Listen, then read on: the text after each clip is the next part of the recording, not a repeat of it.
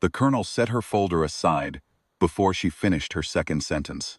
I was sitting 3 chairs down the table, and I watched him do it. A clean, flat push with 2 fingers, the way you move a coffee cup out of your workspace. She was mid-sentence. Something about secondary ingress corridors along the Kavar drainage shelf. And he looked at Warrant Officer Selden and said, "Have her material reformatted through you before the next brief. We need analysis, not field impressions." Then he moved to the next slide. She picked up her folder without a word. Didn't look at Selden. Didn't look at the colonel. She had a pen behind her ear and a half-finished cup of tea on the table in front of her. And she collected both of them, set the folder squarely on her lap, and sat with her hands still. I signed the routing memo that afternoon. It took maybe 40 seconds. I didn't read her annex before I signed. I didn't read Selden's reformatted summary either. I passed the paper, and I kept working. She had been attached to Phoebe Ardell for 11 weeks.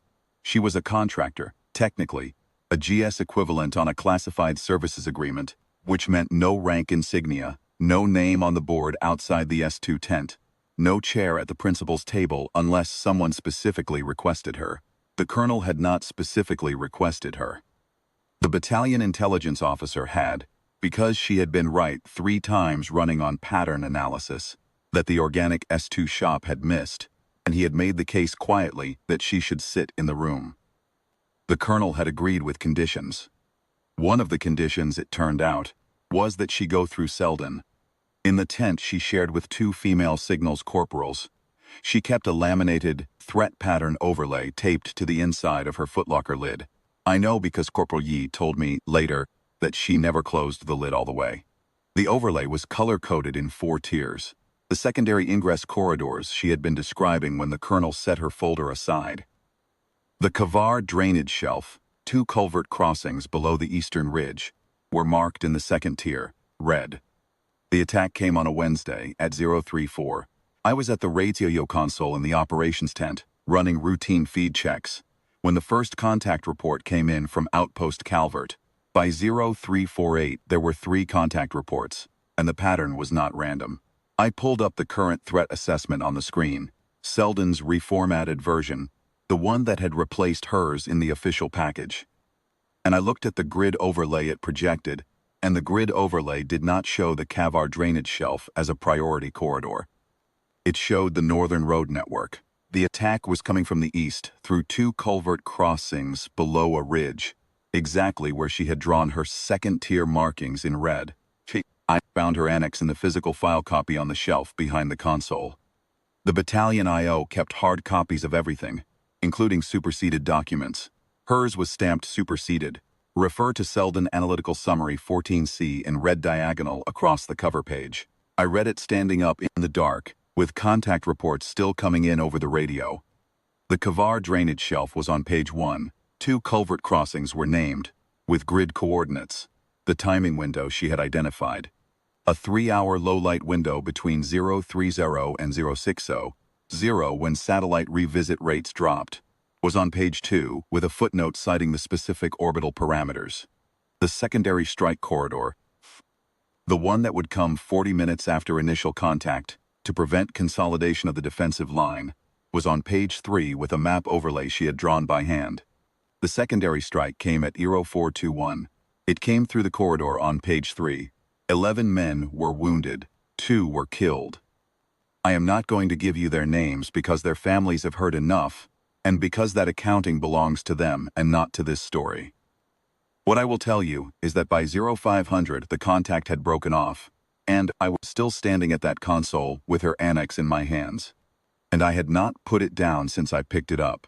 The after-action review convened at 1400 that day, in the same briefing room where the colonel had set her folder aside 6 days earlier. The room was the same chairs, the same projection screen, the same long table with the water pitchers at each end. She was not on the attendance list. The battalion I.O. put her on it anyway, and when the colonel looked at the door and she walked in, he said nothing. They read the after-action file in order. When they reached the analytical section, reviewing officer, a major brought in from division, read the threat assessment comparison aloud. He read Selden's reformatted summary first. Then he read hers. He did not characterize them. He let the numbers and the corridors and the timing windows speak in sequence, and the room was quiet in a way that had weight to it. On the last page of her annex, below the hand-drawn map overlay, there was an author attribution line in the classified footer. The reviewing major read it aloud because it was part of the official record. The attribution line read, Pattern Protocol Annex C, Derivative of Overlay Methodology, Designated Dusk Ladder, Author Credential on File, Deputy Director Commendation Seams 2. I did not know the call sign. I think most of the room did not know the call sign. The colonel knew it.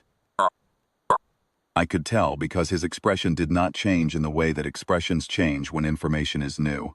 It changed in the way expressions change when something you already knew arrives in a room full of people who are only now catching up. He stood up from his chair without being asked. He walked the length of the table. It was perhaps 15 feet, and he walked it slowly, which I think is intentional. And he stopped in front of her. She was standing beside her chair at the far end of the room, folder under her arm, her face composed. He looked at her for a moment, and then he came to attention, and he held it. The room stood without a command being given. I stood with them. She did not salute back. She was a contractor technically. She had no obligation to. She looked at him with the same expression she had worn when he pushed her folder aside. Level, steady, nothing in it that asked for anything. And then she nodded once. The way you acknowledge a correction that cost more than it should have. She picked up her things and walked out. I kept the routing memo, not as a lesson, not as a reminder to read the annexes, though I do read them now, every one, the superseded ones too, before I sign anything. I kept it because it had her control number on it, and because her control number was the only concrete thing that connected the 40 seconds I spent signing it to the two men who were not in the room that afternoon. I filed it in the back of my operational binder, behind the after-action summary. It is still there. I do not know if she was reassigned after Ardell, or if she moved on to another forward element. I processed the departure paperwork on a Tuesday, 3 weeks after the after-action. The classified services agreement terminated on schedule. The name on the termination form was the same name that appeared nowhere on the board outside the S2 tent. What I know is this. The methodology in her annex, the 4-tier threat pattern overlay, the orbital timing parameters, the drainage shelf notation, is still in use at the division level. It is in the analytical package that every S2 shop receives on arrival at theater. It does not carry an author attribution line in the unclassified version. It does not need one. The corridor on page 3 is what I think about when I hear the word analysis. Now, not the methodology, not the formatting, not the question of who reformats, what for which table. The corridor on page 3, drawn by hand, with the timing window marked to the hour, 6 days before ERO 421. She had the right word for it the whole time. We were the ones calling it something else.